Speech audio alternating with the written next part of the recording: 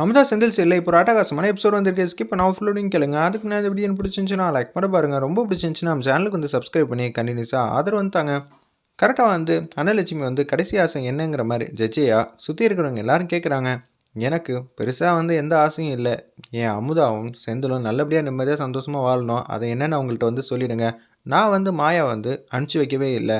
அது திட்டமிட்டு பழனிங்கிறவன் தான் என் மேலே பழி போட்டிருக்கான். அதை இப்போ சொன்னாலும் பிரயோஜனம் இல்லை. அதெல்லாம் போட்டோம்.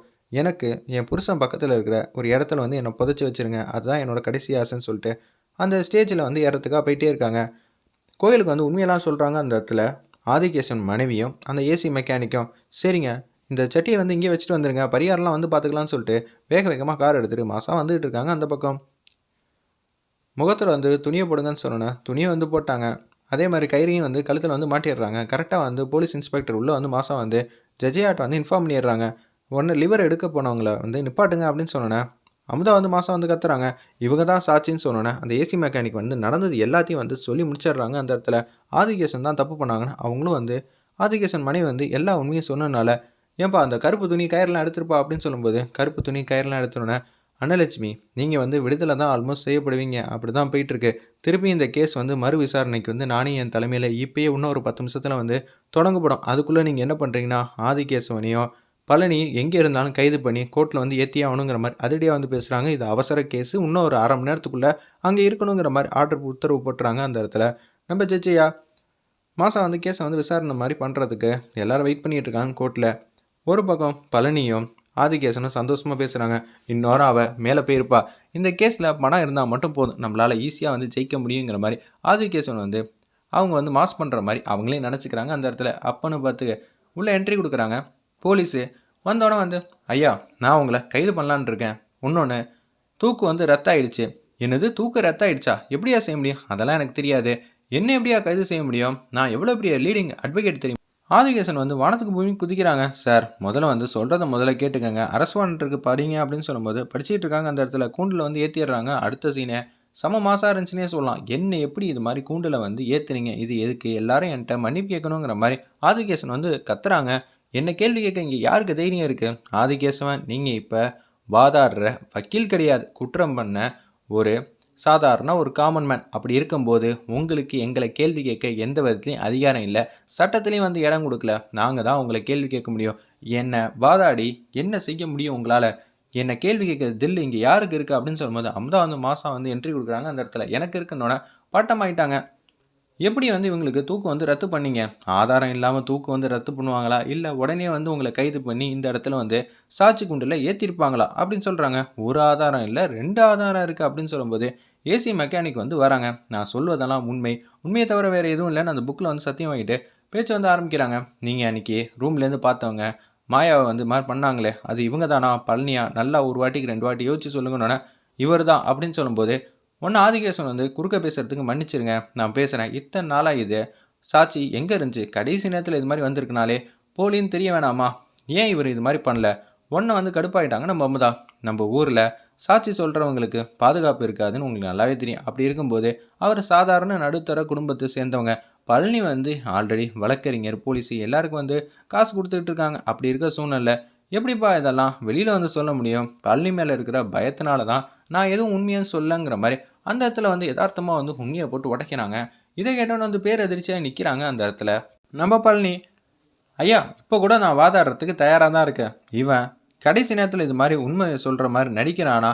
இது அனைத்தும் வந்து போலி தான். ஏன்னா இவங்கிட்ட உண்மையும் இல்லை, சத்தியமும் இல்லை. இன்னொரு ஆதாரம் இருக்குது, அதை கேட்டால் நீங்களே வந்து ஆச்சரியப்பட்டு போயிடுவீங்க. ஆதிகேசன் மனைவி வாங்க வாங்க அப்படின்னு சொன்னோன்னே ஒரு தரம் 2 தரம் 3 தரங்கிறாங்க. அதுக்குள்ளே வந்து ஸ்டேஜில் ஏறி நிற்கிறாங்க. அந்த சாட்சி குண்டில் நீங்கள் சொல்வதெல்லாம் உண்மையை தவிர வேறு எதுவும் இல்லைங்கிற மாதிரி சத்தியம் வாங்கிட்டாங்க. ஆதிகேசனோட பொண்டாட்டின்னு நினச்சா இத்தனை நாளாக எனக்கே கேவலமாக இருக்குது. இவ்வளோ நேரம் வந்து நான் அவரோட மனைவின்னு நினச்சி தான் எல்லாத்துக்கும் பொறுத்து போனேன். அன்னலட்சுமிக்கு நடந்த கொடுமை வேறு யாருக்குமே நடக்கக்கூடாது. என் புருஷனுக்கு பழனி தான் தப்பு பண்ணான்னு எல்லாமே தெரியும். லட்சக்கணக்கில் வந்து பழனிக்கிட்டேருந்து பணம் வாங்கிட்டு தான் அவர் இது மாதிரி தீர்ப்பை அவங்களுக்கு சாதகமாக வந்து வாதாடி வாங்கி கொடுத்துட்டாங்க. இது எல்லாம் உண்மை தான். இவர் தாலி கட்டினார்ல, அந்த தாலி மேலே சத்தியமாக சொல்கிறேங்கிற மாதிரி சொன்னோன்னே அவர் வந்து ஆதிகேசன் வந்து ஸ்டேஜில் இருக்க கூண்டை வந்து குத்துறாப்பில் செம கோவப்படுறாங்க. வெளியில் வா ஒன்று வச்சுக்கிறேன். நீங்கள் இது மாதிரி சத்தம் போடுறதுக்கு அவங்க ஒன்றும் இப்போ உங்கள் மனைவி கிடையாது, சாட்சியில் ஏறி சொல்கிற ஒரு சாதாரண காமன் மேன். பார்த்து பேசுங்க, இதுக்கான தீர்ப்பு என்ன வரும் தெரியுமில்ல, சாரிங்க அப்படின்னு சொல்லி மன்னிப்பு கேட்குறாங்க நம்ம ஆதிகேசவன். பொம்பளைங்கன்னா உங்களுக்கு அவ்வளோ இலக்காரமாக போச்சுல, கன்னத்திலே வந்து பொழிச்சுன்னு அடிப்பீங்களாமே. இப்போ தீர்ப்பு இன்னும் கொஞ்சம் நேரத்தில் வரப்போகுது. அமுதாவுக்கு கயிறு வந்து ரத்து செஞ்சது தான். இருப்பினும் அவங்க அந்த நோக்கத்தோடு தான் போயிருக்காங்க. அதுக்கு தப்பு, அதுக்கு தண்டனை வந்து கொடுக்கணும். கடைசி நொடியில் இது மாதிரி கயிறு வந்து மாற்றி அவங்களுக்கு வந்து எடுத்தாங்களே, அதுதான் அவங்களுக்கான சரியான தண்டனை. இனிமேட்டு இது மாதிரி தப்பு பண்ணாதீங்க, அவ்வளோதான் சொல்ல முடியும்னு சொல்லிட்டு ஜட்ஜியை வந்து எச்சரிச்சுட்டு அன்னலட்சுமி இந்த கேஸ்லேருந்து விடுவிச்சிடுறாங்க. பழனி உங்களுக்கு தூக்கு, அதனால் இன்றைக்கி அப்படின்னு சொல்லி முடிச்சிடுறாங்க. அந்த இடத்துல பழனி கதை கேம் ஓவருங்கிற மாதிரி காட்டுறாங்க. ஒரு பக்கம் ஆதிகேசவன், நீங்கள் என்ன தான் வந்து உங்கள் வேலையை நீங்கள் பார்த்தாலும் காமன் மேனுக்கு கோர்ட்டில் வந்தால் நியாயத்தை வாங்கி தருவாங்க, வழக்கறிஞர் தான் சந்தோஷப்படுவாங்க எல்லாரும். ஆனால் நீங்கள் வாதாடி திறமையினால நீங்கள் மற்றவங்களுக்கு வந்து வெற்றி வாங்கி தரீங்க, அது எல்லாம் ஓகே தான். ஆனால் நல்லவங்களுக்கு வாங்கி தர சொல்லி தான் சட்டம் சொல்லுது. நீங்கள் தப்பானவங்களுக்கு பணத்தை அதிகமாக வந்து வாங்கிட்டு நீங்கள் வாதாடி ஜெயிச்சு தரீங்க. அதுவும் குற்றம் பண்ணவர் எல்லாம் தெரிஞ்சிருந்தும் வாதாடினது மிகப்பெரிய தப்பு. அதனால் அவங்களுக்கு 10 வருஷம் நீங்கள் உள்ளே இருக்கணும்னு சொன்னோன்னே எல்லோரும் வந்து ஆச்சரியப்படுறாங்க. அமுதாவோட வாதாட திறமையினால் ஈஸியாக வந்து ஜெயிச்சிட்டாங்க. அந்த இடத்துல நம்ம அன்னலட்சுமி வந்து வெளியில் கொண்டு வந்துட்டாங்க. எல்லோரும் ரொம்ப சந்தோஷப்படுறாங்க. அன்னலட்சுமிக்கு உதவி பண்ண ஏசி மெக்கானிக்காக இருக்கட்டும், அப்பாடா நம்ம அன்னலட்சுமி வந்து மீட் எடுத்துட்டோம், கடைசி நொடியில் வந்து போராடி மீட்டினதுனால எனக்கு ரொம்ப சந்தோஷமாக இருக்குது. இல்லாட்டி நம்ம குழந்தைக்கு பாவம்லாம் வந்து சேர்ந்துருக்குங்க, ரொம்ப ஹாப்பியாக இருக்குங்கிற மாதிரி ஃபீல் பண்ணுறாங்க. மாணிக்கு வந்து சந்தோஷப்படுறாங்க. போடு, இனிமேட் பழனிக்கு ஆப்பு வச்சாச்சு. ஒரு பக்கம் நம்ம ஆதிகேசவனுக்கு 10 வருஷம் உள்ளது இல்லையாச்சு, இனிமேட்டு எந்த பிரச்சனையும் இல்லாமல் நிம்மதியாக இருக்கலாங்கிற மாதிரி தான் அவங்க வந்து ஃபீல் பண்ணிகிட்டு இருக்காங்க. அந்த இடத்துல ஒட்டுமொத்த ஃபேமிலியும் ஜட்ஜியா வந்து தீர்ப்பு சொல்லிடுறாங்க. இந்த தீர்ப்பை எங்களால் ஏற்றுக்க முடியாது, ஆதாரம் சாட்சி எல்லாம் வந்து உங்களுக்கு அகேன்ஸ்டாக இருக்குது. நீங்கள் ஏற்றுக்கிறீங்க ஏற்றுக்கலைங்கிறது மேட்ரு இல்லை. நீங்கள் எவ்வளோ பெரிய ஆளாக வேணால் இருந்திருக்கலாம், ஆனால் தப்பு பண்ணதுக்கு நீங்கள் வந்து உடந்தையாக இருந்திருக்கீங்க. அதுக்கேற்ற தண்டனையை அனுபவிச்சு தான் ஆகணும். உங்களை மாதிரி யாரும் ஆகக்கூடாதுன்னு சொல்லிட்டு தான் உங்களுக்கு இது மாதிரி தண்டனை கொடுத்துருக்கோம். தேவையில்லாமல் வந்து இன்னமும் உங்கள் தண்டனையை வந்து உயர்த்திக்காதீங்க, அவ்வளோதான் சொல்ல முடியும்னு சொன்னனால போலீஸ் வந்து விலங்கு போட்டுட்டு பழனியும் ஆதிகேசனையும் இழுத்துட்டு போகிறாங்க. நான் உன்னை மறக்கவும் மாட்டேன், மன்னிக்கவும் மாட்டேன். இனிமேட்டு மறக்கிறதுக்கு மன்னிக்கிறதுக்கு என்னடா இருக்குது, போடா போ.